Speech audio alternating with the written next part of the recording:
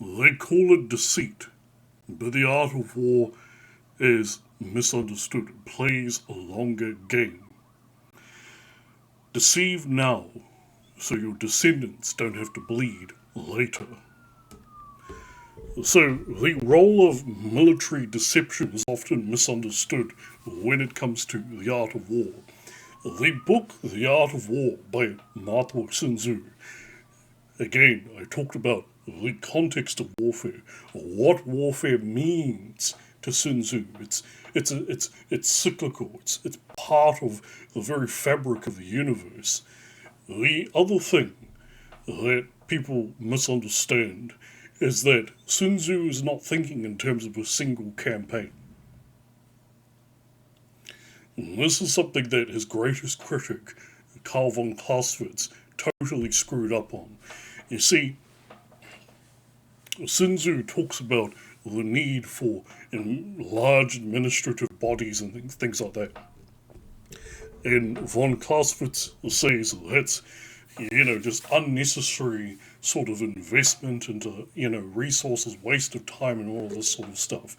Sun Tzu is not thinking about a single campaign or a single war.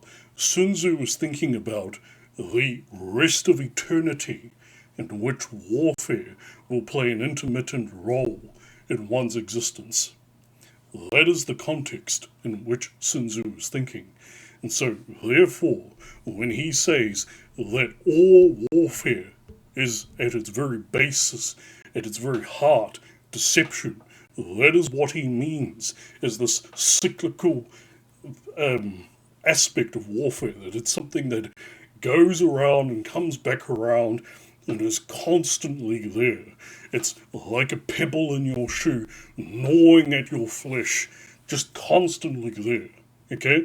And so, within this context is what Sun Tzu is talking about.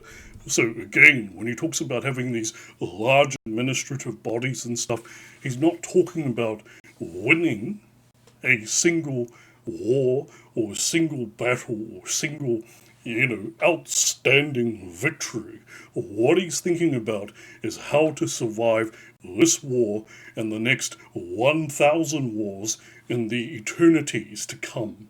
That is what he's thinking about. And so that is why he places an emphasis on deception. Deception, avoidance, is ultimately how we survive. Think about it. When it comes to nature, the Taoist looks at nature and notices there's a lot of deception that goes on. The prey doesn't sit around waiting for the predator. Prey often use means of deception in order to avoid predators. Because they're not just thinking about that one encounter with their predator, they're not thinking at all. It's a mechanical sort of process, but work with me. The idea is that we are prepared for every encounter that we are going to have with said predator. That is why every winter the beavers build dams. Every winter. So it's not just one campaign, one war, one outstanding victory. It is survival indefinitely going forward. That is the view Sun Tzu has, and it is with that perspective that he emphasizes the need for military deception.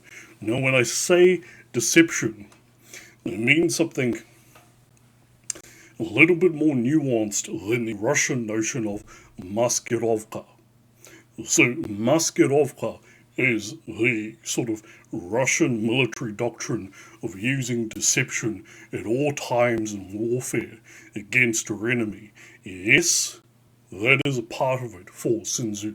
He does agree with that aspect. In that sense, he probably would have gotten on very well with Georgy Zhukov, the great marshal of the Soviet Union. But he's thinking about something more broadly. He's also thinking in terms of diplomacy, in terms of politics. That is where he extends it into. So it's not strictly to do with warfare. Here's an example.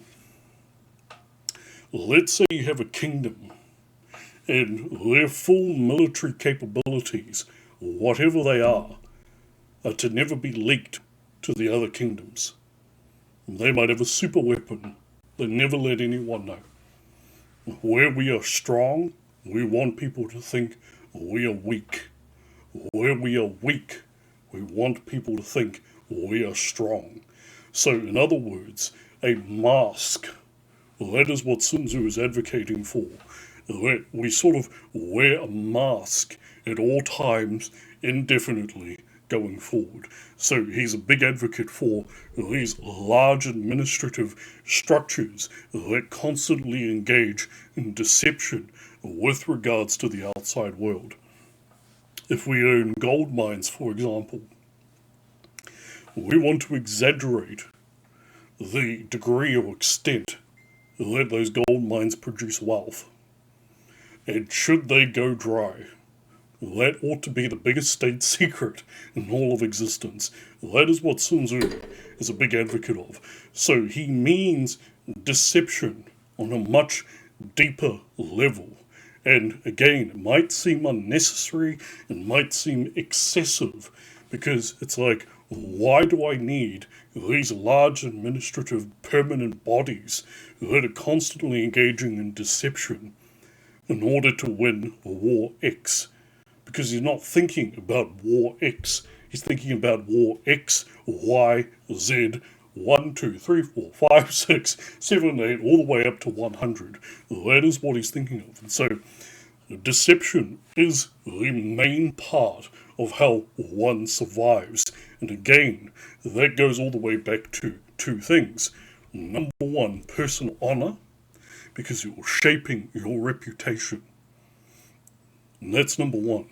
And number two, the Taoist notion of Wu Wei, of being detached, of pulling back, of not engaging. You see what I mean? And so, in so doing, Sun Tzu is preaching, or rather prescribing, the ultimate way to survive indefinitely in a war, in a world, that will always be ransacked with warfare.